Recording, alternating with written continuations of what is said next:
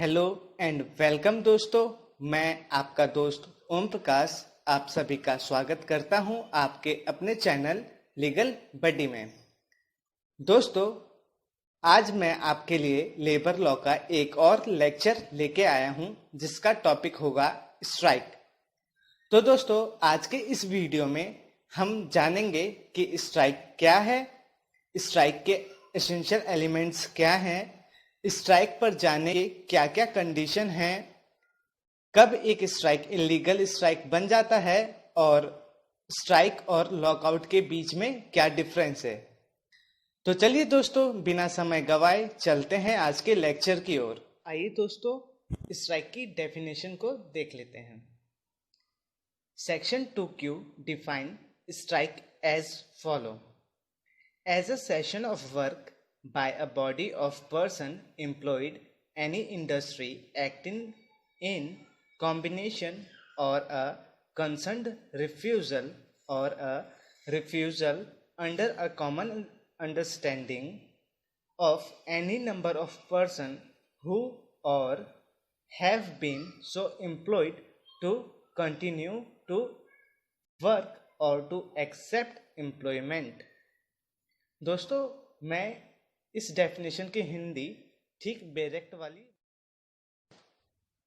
हड़ताल से किसी उद्योग में नियोजित व्यक्तियों के निकाय द्वारा मिलकर काम बंद कर दिया जाना या कितने ही ऐसे व्यक्तियों का जो इस प्रकार नियोजित हैं या नियोजित रहे हैं काम करते रहने से या नियोजित प्रतिगृहित करने से सम्मिलित रूप से इनकार करना या सामान्य मति से इनकार करना अभिप्रेत है।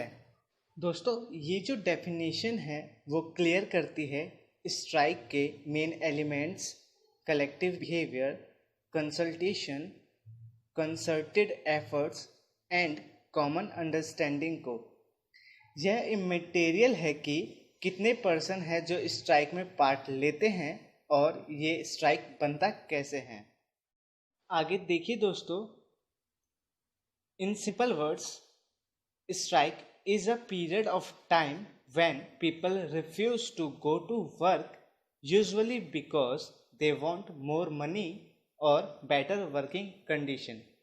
इसका मतलब आसान से शब्दों में, स्ट्राइक वो पीरियड ऑफ टाइम है जब जो लोग यानी वर्कमैन जो है काम पर जाने से इनकार करते हैं क्योंकि वो जो काम कर रहे हैं उसके बदले में ज़्यादा पैसा यानी सैलरी या बेहतर वर्किंग कंडीशन चाहते हैं। तो आइए दोस्तों, स्ट्राइक के एसेंशियल एलिमेंट्स को देख लेते हैं। फर्स्ट पॉइंट है the existence of any industrial establishment. किसी भी इंडस्ट्रियल एस्टेब्लिशमेंट का एग्जिस्टेंस होना चाहिए। सेकेंड पॉइंट है द रिफ्यूजल टू वर्क और accept the employment by a section of workman. मतलब है इसका काम करने से रिफ्यूज या वर्कमैन के एक सेक्शन द्वारा वर्क को एक्सेप्ट करना। थर्ड जो पॉइंट है वो कहता है वर्कमैन द्वारा मांगी गई डिमांड को एक्सेप्ट करने के लिए एम्प्लॉयर पर प्रेशर डालना। आगे देखिए दोस्तों, आगे कहता है कि स्ट्राइक जो है वो एक यूजफुल वेपन है in the hands of workman जो कि एम्प्लॉयर को उनकी डिमांड को एक्सेप्ट करने पर मजबूर करता है। तो आइए दोस्तों, आगे देखते हैं कि स्ट्राइक पर जाने के क्या कंडीशन हैं।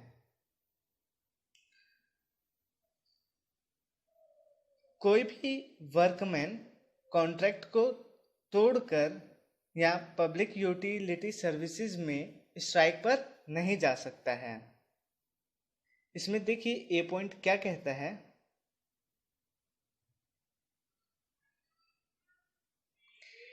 स्ट्राइक से 6 वीक्स पहले एम्प्लॉयर को बिना नोटिस दिए स्ट्राइक पे नहीं जा सकते या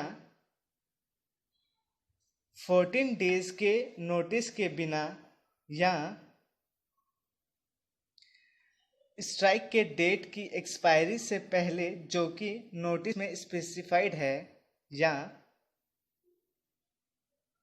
इस तरह की प्रोसीडिंग्स के खत्म होने के 7 दिन बाद कंसर्न्ड अथॉरिटी के सामने कोई भी पेंडिंग प्रोसीडिंग के दौरान।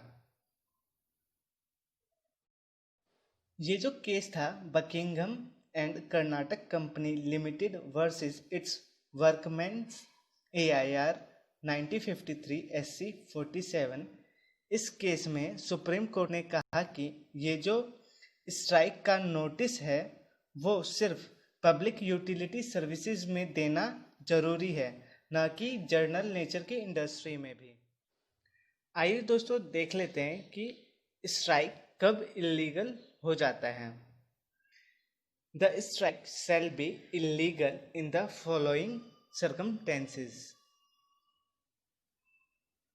फर्स्ट पॉइंट इसमें बताया गया है, जब सेक्शन 22 के प्रोविजंस के कंट्रावेंशन में पब्लिक यूटिलिटी सर्विसेज में स्ट्राइक शुरू की जाती है।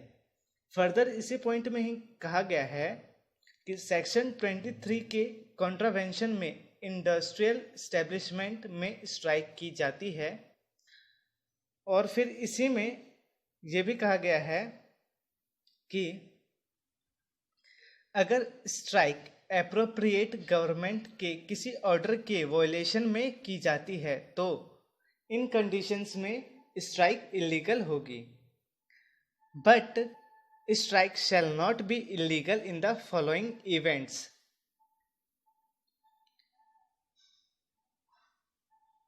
फर्स्ट पॉइंट है इसमें, अगर स्ट्राइक के कमेंस होने के टाइम किसी भी प्रोविजन का वॉयलेशन नहीं होता है।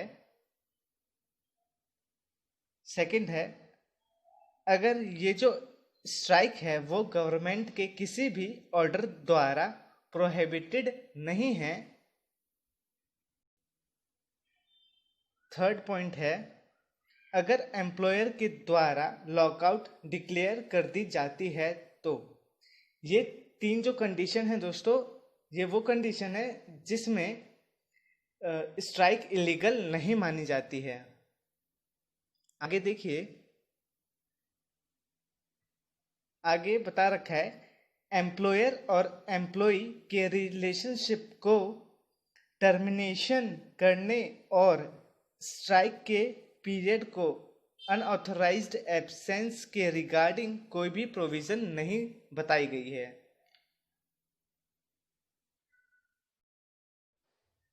तो आइए दोस्तों स्ट्राइक और लॉकआउट के बीच का डिफरेंस देख लेते हैं। Strike, in strike the work is stopped in an industry by a section of workman in common understanding. Strike में एक इंडस्ट्री में काम करने वाले वर्कमैन के एक सेक्शन द्वारा कॉमन अंडरस्टैंडिंग में काम को बंद कर दिया जाता है। लॉकआउट में देखिए, in lockout the employer closes the place of employment.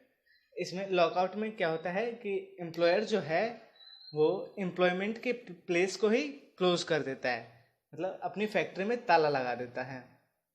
Second point जो है, स्ट्राइक जो है वो वर्कमैन के हाथों में एक पावरफुल वेपन है जो कि एम्प्लॉयर को उनकी डिमांड को पूरा करने पर मजबूर कर देता है।